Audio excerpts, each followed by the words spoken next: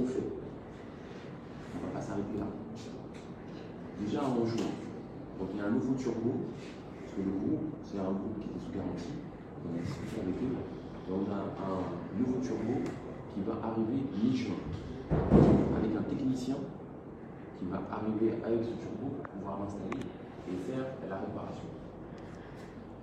On a prévu la révision d'un groupe, le G19, qui sera réalisé au mois de juillet. Donc ça c'est pour en juin. En grande commande. Les négociations sont toujours en cours avec le fournisseur. Les deux groupes qui sont engagés pour le remplacement de ces deux moteurs. Il a promis de nous faire un retour d'ici lundi au plus tard pour nous confirmer le plan et le plan de remplacement. On a accéléré les révisions du G1 et du G4 qui sont deux groupes qui étaient prévus en révision cet été et pour lequel on veut pouvoir réviser dès la fin juin, début juillet. On a négocié avec Innovant pour qu'ils augmentent leur stockage au nord. Parce que ce que vous avez vu là, la partie rouge, c'est essentiellement le nord du pays. Donc, ils vont passer leur stockage de 10 à 20 MW. Et ça, ils vont le faire début juillet. Et enfin, nous avons l'installation des batteries de Wachili qui est prévue pour fin juillet. Ce qui veut dire que, compte tenu du plan qui est mené aujourd'hui, on peut espérer un retour à la normale dans l'alimentation, au moins ce qu'on a connu avant les incidents, pour la mi-juillet. C'est l'objectif qu'on s'est fixé dans mon travail pour obtenir cet objectif. Est-ce que vous avez des questions?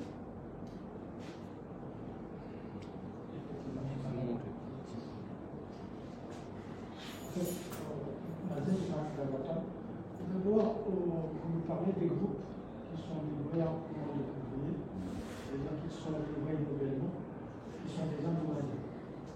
En tant que technicien, et la question posée aussi à vos techniciens, est-ce que ces groupes sont neufs? Est-ce qu'ils étaient neufs ou bien sont des groupes d'occasion? C'est ma première question. Parce que le fait que de février, en moins de 6 mois, ils sont endommagés. Deuxième question, des sources au sein de cette société nous confient que vous avez écarté vos conseillers qui devaient savoir la raison. Troisième question, on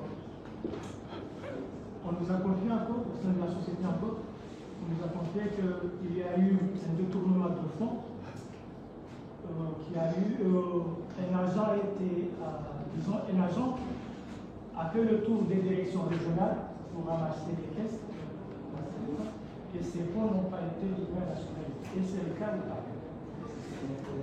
Si on n'a pas encore été à niveau de la presse, c'est pour confirmer si c'est le cas, où en est le dossier?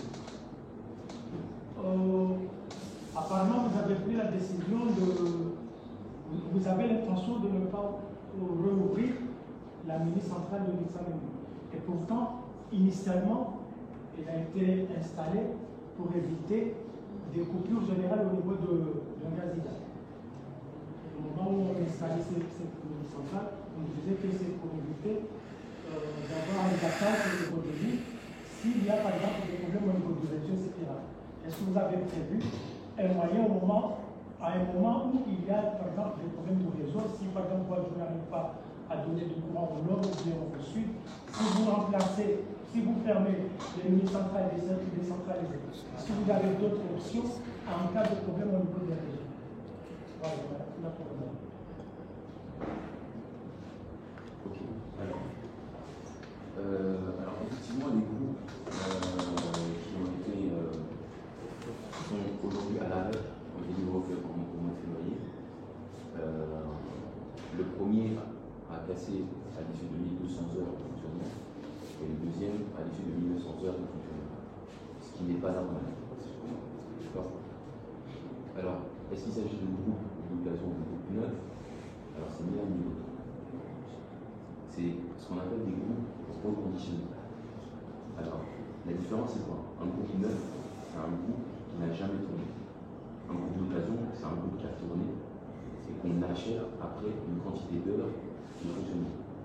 Un groupe reconditionné, c'est un groupe dont la structure a déjà tourné, c'est-à-dire qu'elle a déjà été utilisée, par contre qui a été révisée intégralement, c'est-à-dire que toutes les pièces ont été changées. Si ce groupe-là, et ça a été changé par un prestataire de Caterpillar. Donc ce groupe-là, il est remis sur le marché en état quasi neuf. Et donc il repart avec une garantie de 12 mois. Donc c'est des groupes qui aujourd'hui sont encore sous garantie. Et c'est pour ça qu'on négocie avec le fournisseur pour nous l'échange. Ça c'est la première chose. Concernant les conseillers, alors effectivement, il est vrai que j'ai décidé de réorganiser mon premier cercle. Mon premier cercle, à savoir les conseillers et le comité de direction. J'ai eu le sentiment que les conseillers faisaient doublon par rapport au directeur opérationnel. À savoir, il y avait un conseiller commercial lorsqu'on a une directrice commerciale. Donc, ces postes faisant doublon, j'ai jugé utile de mieux utiliser les conseillers. Et aujourd'hui, les conseillers sont réaffectés en tant qu'auditeurs. Donc, ils appuient l'équipe d'audit pour s'assurer que le travail est correctement fait. Étant donné que c'est des gens d'expérience, des personnes qui ont vécu la société, qui connaissent la société, c'est les personnes les plus à même de pouvoir contrôler et s'assurer que le travail est bien fait. Donc aujourd'hui, ils sont réutilisés autrement. Ensuite, le point sur le détournement. Alors, il est vrai qu'un de nos agents, c'est très malheureux, puisque c'était notre chef du département finance, a fait un détournement de fonds. Nous l'avons remarqué pendant les contrôles mensuels.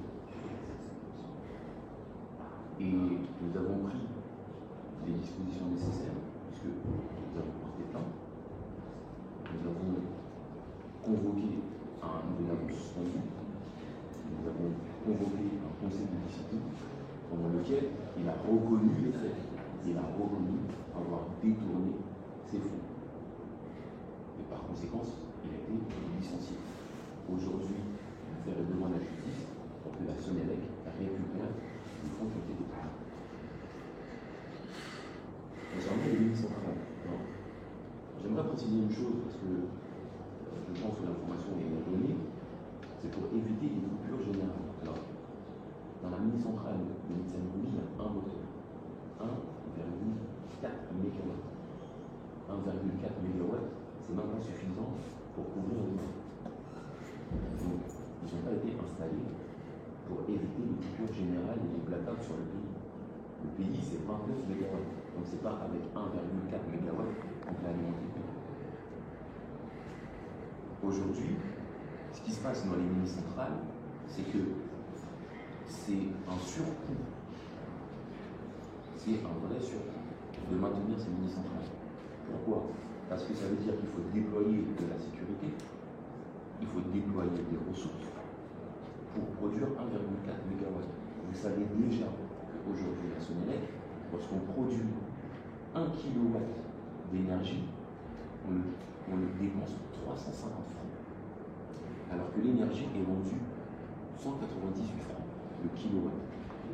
Donc, à un moment, il faut prendre conscience que la Sonelec a des enjeux de rentabilité pour justement sortir de ce cercle où on est obligé que l'État réinjecte régulièrement de l'argent dans la société. Donc il faut aussi qu'on tienne compte de la rentabilité de la société et qu'on fasse des choix qui vont dans ce sens. Donc, il est fort probable que la mini-centrale de Nitsangouli ne réouvre pas. Cependant, la puissance qui a été libre sera compensée à la fois par l'augmentation du stockage de Innovant. Et nous sommes également en train de négocier avec Innovant pour augmenter aussi sa production et sera compensé par Guadeloupe, puisqu'on travaille aux révisions du groupe pour augmenter la puissance produite par Guadeloupe. Concernant Foundouni, la mini centrale de Foundouni, c'est pareil, c'est un moteur de 1,4 MW avec une consommation de carburant qui est au-delà de ce que devrait consommer cette mini centrale. Donc, ce qui pose la question de est-ce qu'on n'a pas un détournement du carburant. Donc, sur cette centrale, aujourd'hui, malgré le surcoût, malgré le fait que ça impacte notre rentabilité, nous n'avons pas encore décidé de la fermer puisque techniquement, nous ne savons pas compenser la perte de puissance. Mais on réfléchit à comment compenser cette perte de puissance et si on est techniquement capable de le faire, on fermera également cette mise. Vous avez justement évoqué l'aspect financier par rapport au coût de production. C'est pas aujourd'hui, mais ça fait des années que Soleil produit à performance très bien. Mais aujourd'hui, vous dotez de 3 centrales solaires qui fonctionnent pendant la journée. Est-ce que ça n'impacte pas justement ce que vous avez mis dans les familles, mais dans le sud, plusieurs aussi dans le sud.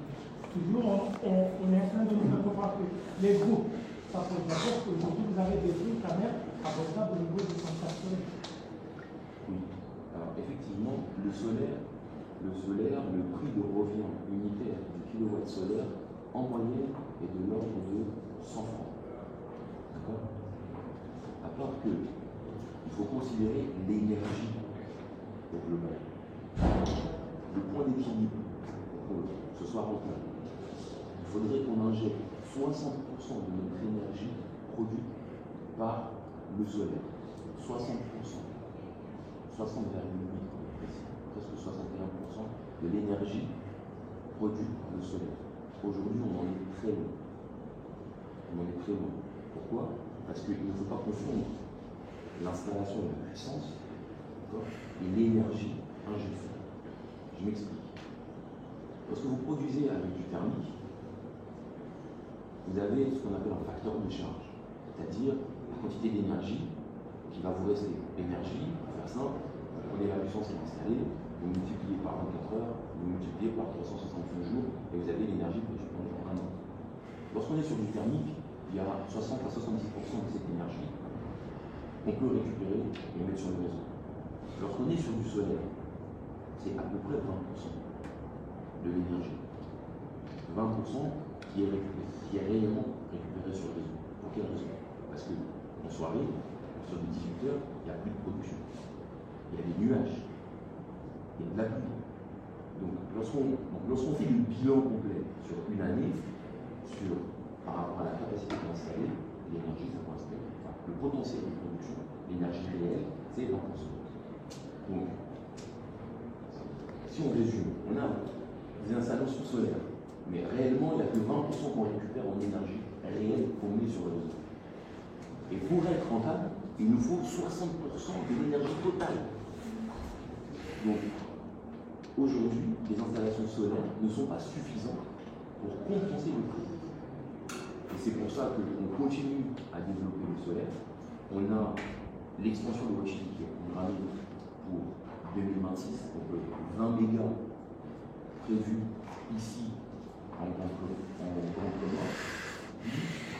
Il me semble 4 à Anjouan et les 2 à Montréal. On a la centrale de Montréal financée par la Banque mondiale et gérée par le projet PAES. Donc ça c'est 9 mégas. Qui est prévue, elle, je dirais, dans le meilleur des cas, fin 2026. Donc on va continuer à ajouter du solaire pour justement avoir un bilan énergétique qui va tendre vers les 60% d'énergie utilisée, produite par le solaire. Merci. On va pas dire, ajawa tumna ande lotes ngawa ajawa saya tatumbe tani makula muumenge mfungu abir mahakama kama kusikia rejea hasi kama ulivyo decision mahakama zabat muombe hawa mahakama ulimwangashia ile tendo nziani wala dalili almumu deka ulu munda ubana ngoni kwa kumodi mudahimi johansi stable hamumenje almwa ile uchimla wa kumodi hamidi maha ndawe kujia La justice. Pourquoi vérifier le choix du parlement français devant le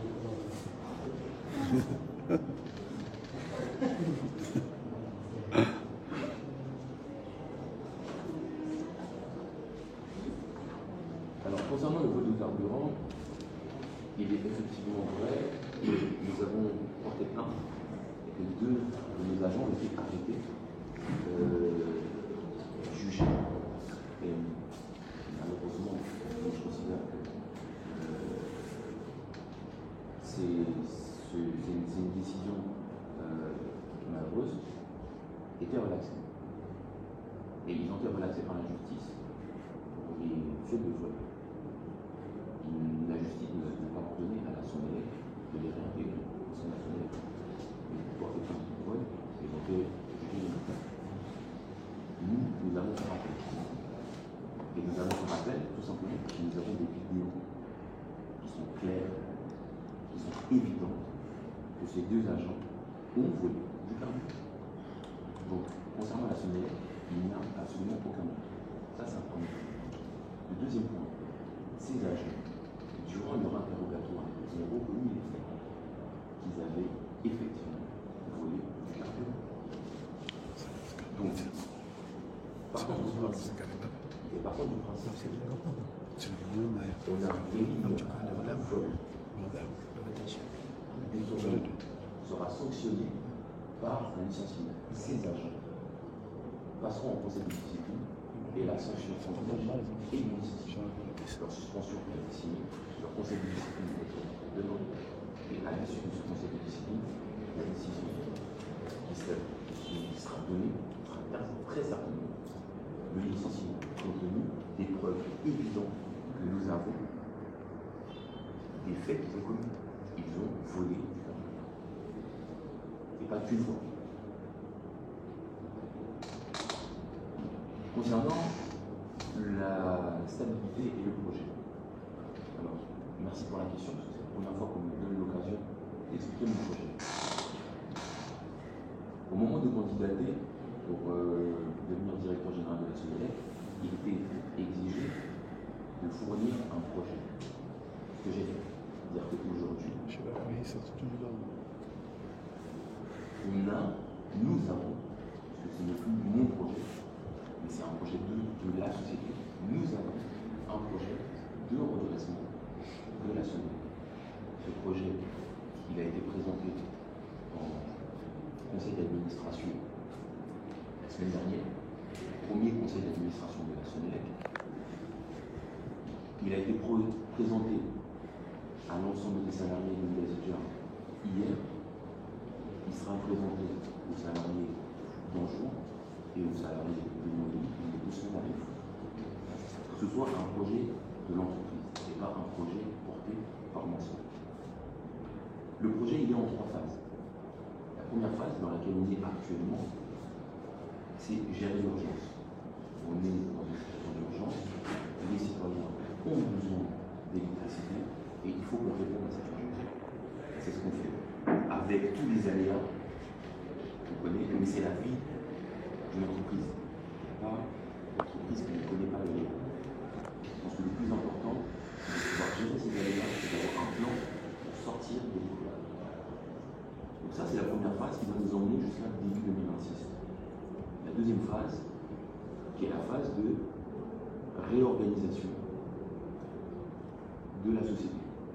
Cette phase vise à optimiser l'utilisation des ressources de la société et à faire en sorte qu'on s'organise pour devenir profitable. Ça, c'est une phase qui va aller de 2026 jusqu'à 2027.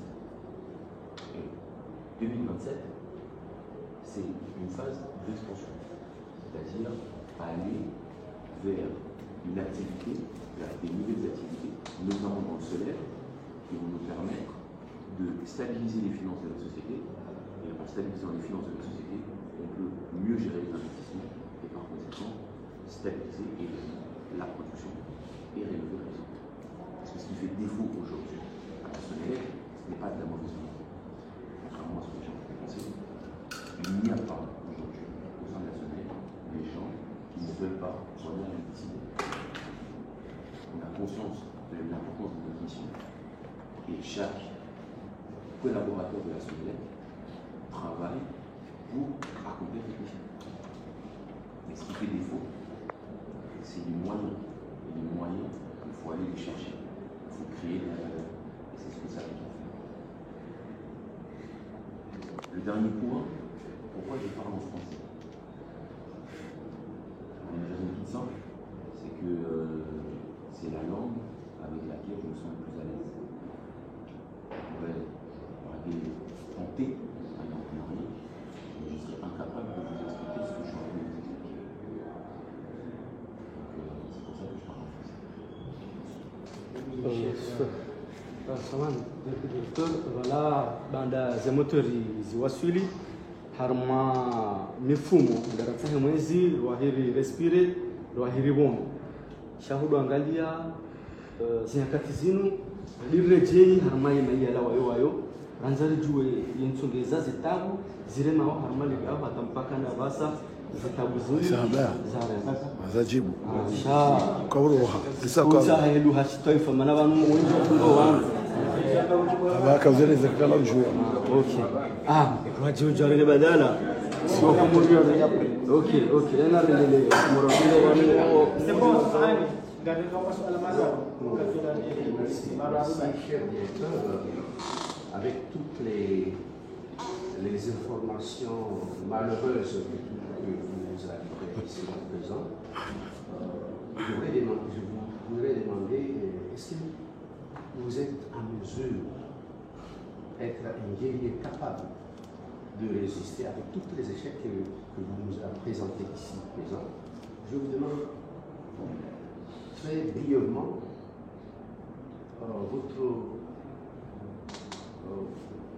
votre capacité, comment vous allez tenir avec ce coup? Comment? Au moment où j'ai candidaté pour la SONER, tout mon entourage s'est inquiété. Tout le monde m'a dit, mais est-ce que tu es conscient des enjeux? Est-ce que tu es sûr de vouloir aller relever un défi aussi compliqué? Et j'avais conclu parce que je suis là. Et c'est pas, je ne me suis pas levé un matin en disant je veux être directeur de la SONER. La question de l'énergie, c'est un sujet qui me tient à cœur et qui me passionne depuis de nombreuses années. Et Dieu a fait que je me suis retrouvé aux Comores au moment où, pour la première fois de l'histoire, il lançait un appel à candidature pour devenir DG de la SONER. Donc je me dis que ce n'est pas un hasard, peut-être que Dieu a bien fait les choses, et que c'était le moment pour moi de tenter ma chance pour devenir directeur de la SONER. J'ai pleinement conscience en fait des difficultés. Je me lève le matin en sachant que c'est quelque chose qui va être difficile. Mais je pense avoir la chance d'avoir autour de moi une équipe qui est prête à relever le défi avec moi. Donc aujourd'hui, je ne me bats pas seul, je me bats avec une équipe. Et j'espère aussi avoir des collaborateurs qui vont s'engager dans ce combat. Hier, pendant la réunion, j'ai vu, vous voyez des femmes plein. Il n'y avait plus une place. J'espère que ce n'était pas juste de la curiosité, mais que c'était vraiment un moment de prise de conscience des enjeux de la sécurité. Donc, pour répondre brièvement à votre question, est-ce que je me sens apte à tenir la difficulté? Oui, clairement. je me sens apte parce que le plan il est clair, mes idées sont claires et que je suis soutenu par une équipe qui, je pense, adhère au plan.